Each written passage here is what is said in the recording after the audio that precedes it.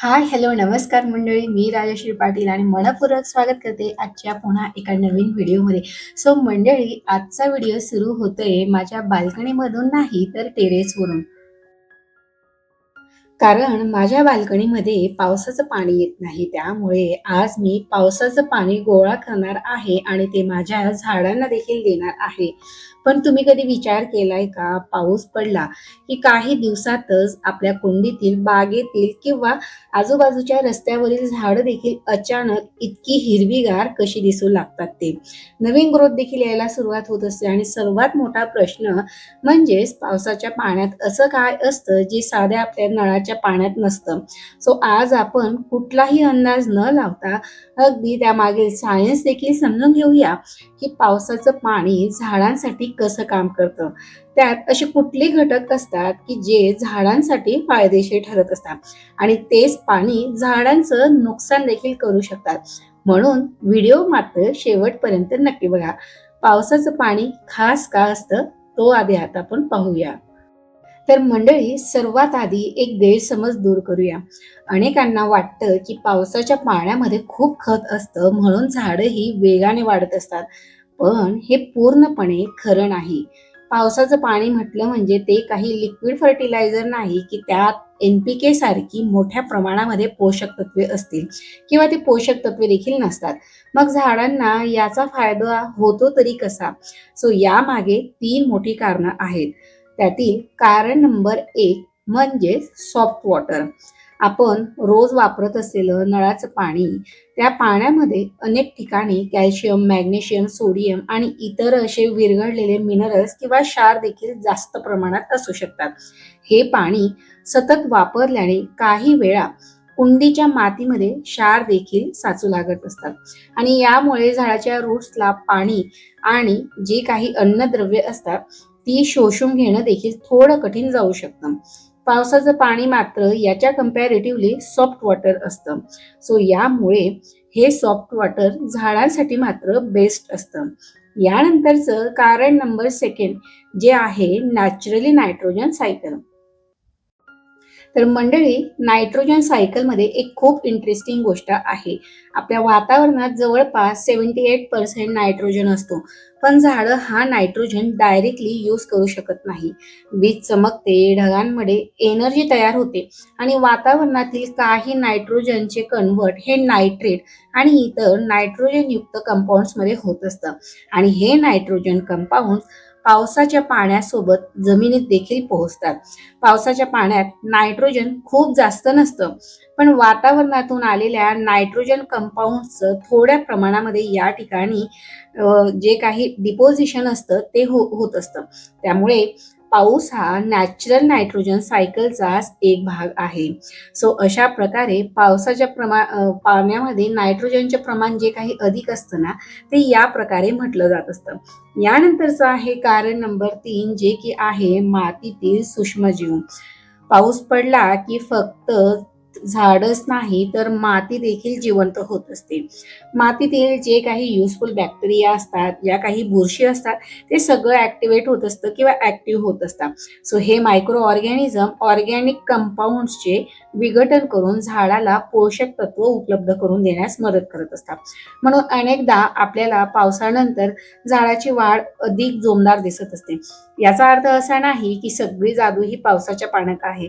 तर पाऊस, माती आणि जे काही सूक्ष्मजीव असतात यांचा हा सगळा एकत्रित परिणामामुळेच झाडाचा फायदा होत असतो आणि पाऊस पडल्यानंतर योग्य असतं मॉइश्चर जे काही असतं ते देखील मिळत असतं.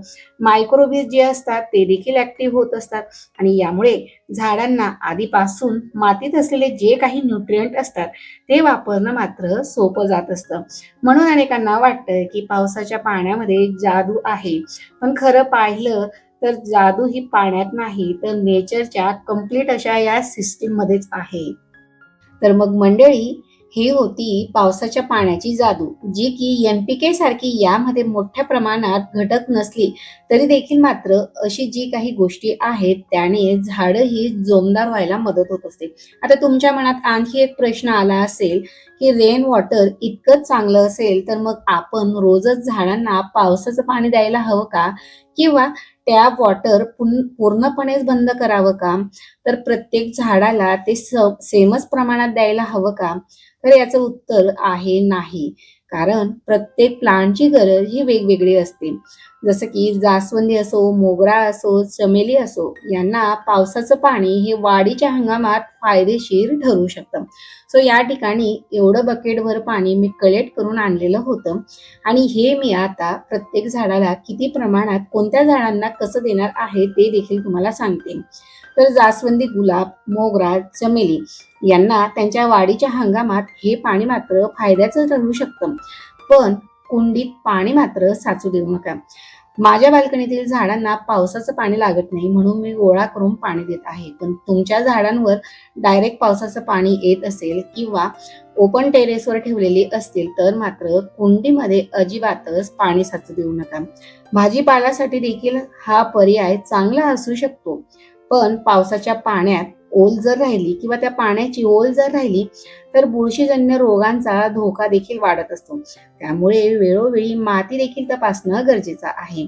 यासोबतच तुळस असो, गवती चहा असो, पुदिना असो यांना पावसाचं पाणी आवडतं, पण मात्र ते देखील रोज देऊ नका. यासोबतच इनडोअर प्लांट्सला देखील सतत मुसळधार पाण्यात ठेवू नका.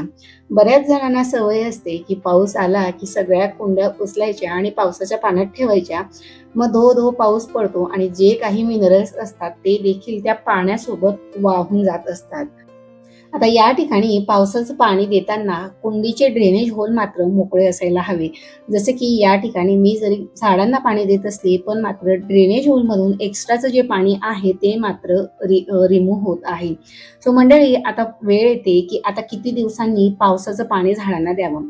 गार्डनिंगमध्ये 7 दिवसांनीच झाडाला पाणी द्या, हा काही फिक्स रूल नाही.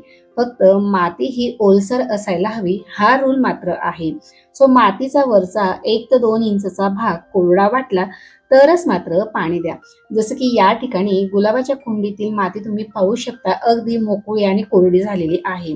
सो बऱ्याच वेळेस एका स्टँडवर 4 कुंड्या असल्या तर 2 कुंड्यांमधली माती मात्र लवकर सुकत असते आणि 2 कुंड्यांमधली माती मात्र माझी नेहमी ओलसर राहत असते. तर प्रत्येक वेळेस कुंडीत झाडांना पाणी देताना मात्र माती तपासून घ्या आणि त्यानंतरच मात्र झाडांना पाणी द्या. जर तुमची बाल्कनी कव्हर असेल आणि पावसाचं पाणी त्यात येत नसेल तर मात्र पावसाचं पाणी कलेक्ट करत राहा आणि जेव्हा स्वच्छ पाणी असेल ना तेव्हाच ते कलेक्ट करून तुम्ही झाडांना मात्र वापरू शकता. बऱ्याच वेळेस टेरेसवर पक्ष्यांची विष्ठा असते किंवा धूळ असते, तर अशा वेळेस 1 ते 2 दिवसाचा पावसाने ते सर्व स्वच्छ होऊ द्या. त्यानंतरच मात्र पावसाचं स्वच्छ पाणी कलेक्ट करून झाडांना आपल्याला देऊ शकतो. त्यानंतर आणखी एक प्रश्न असतो की हे पावसाचं पाणी किती दिवस आपण स्टोअर करू शकतो. शक्यतो 1 ते 3 दिवसातच हे पाणी वापरा. आणि सर्वात महत्त्वाचं म्हणजे आपण ज्या ठिकाणी हे पाणी स्टोअर करणार आहोत त्यावर कव्हर करून ठेवा किंवा झाकण लावून ठेवा, जेणेकरून त्या ठिकाणी डासांची उत्पत्ती होणार नाही. याची मात्र आपल्याला काळजी घ्यायला हवी. पाणी हे दुर्गंधीयुक्त किंवा घाण झालं असेल तर मात्र ते पाणी झाडांना वापरू नका. तर मंडळी, या ठिकाणी तुम्ही पाहू शकता की नेहमी नळातलं पाणी किंवा टॅप वॉटर वापरल्यामुळे अशा प्रकारे जी माती असते ती क्षारयुक्त किंवा हार्ड किंवा कडक होऊन जात असते. तर अशी जी माती आहे तिला सॉफ्ट करण्याचं काम जे आहे हे पावसाचं पाणी करत असतं आणि जे काही मातीतील न्यूट्रिएंट आहेत पावसाचं पाणी अशा मातीत टाकल्याने झाड देखील अगदी इझिली ॲब्सॉर्ब करून घेत असतं. सो अशा छोट्या छोट्या गोष्टींसाठी मात्र पावसाचं पाणी हे फायदेशीर ठरत असतं. मंडळी, आज पावसाचं पाणी दिलं आणि उद्या झाडांची वाढ हे डबल होईल असं कधीच होत नाही. हेल्दी ग्रोथ ही योग्य माती, सूर्यप्रकाश, खतं, ड्रेनेज आणि वॉटरिंग या सर्व गोष्टींना मिळूनच होणारा त्याचा परिणाम होत असतो आणि पावसाचं पाणी हा त्या साखळीचाच एक महत्त्वाचा पार्ट आहे. संपूर्ण उपाय नाही, पण पावसाचं पाणी हे निसर्गाने दिलेलं फ्री असा रिसोर्स देखील आहे. सो योग्य प्रकारे याला कलेक्ट करून वापरलं तर मात्र वॉटर बिल म्हणजे पाण्याचं बिल देखील कमी होण्यास मदत होऊ शकते आणि सर्वात महत्त्वाचं म्हणजे हा एन्व्हायरमेंट फ्रेंडली असा एक ऑप्शन देखील आहे.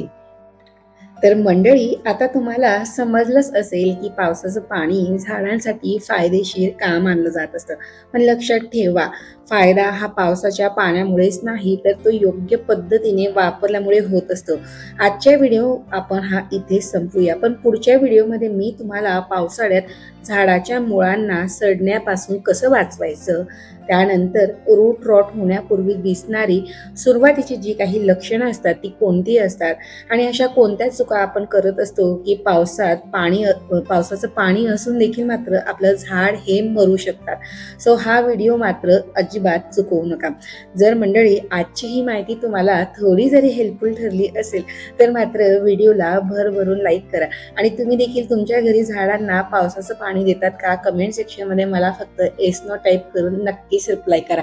आणि हो मंडळी, हा व्हिडिओ मात्र तुमच्या जास्तीत जास्त मित्रमंडळी आणि नातेवाईकांपर्यंत देखील शेअर करा, जेणेकरून त्यांच्या देखील कुंडीतील झाडांना या वर्षीचं पावसाचं पाणी मिळण्यास तुमचा हा छोटासा प्रयत्न मदत करणार आहे. भेटूया पुन्हा एका नवीन आणि माहितीपूर्वक व्हिडिओमध्ये. तोपर्यंत मात्र तुमची आणि झाडांची देखील काळजी घ्या. So take care. Bye friend. Happy gardening.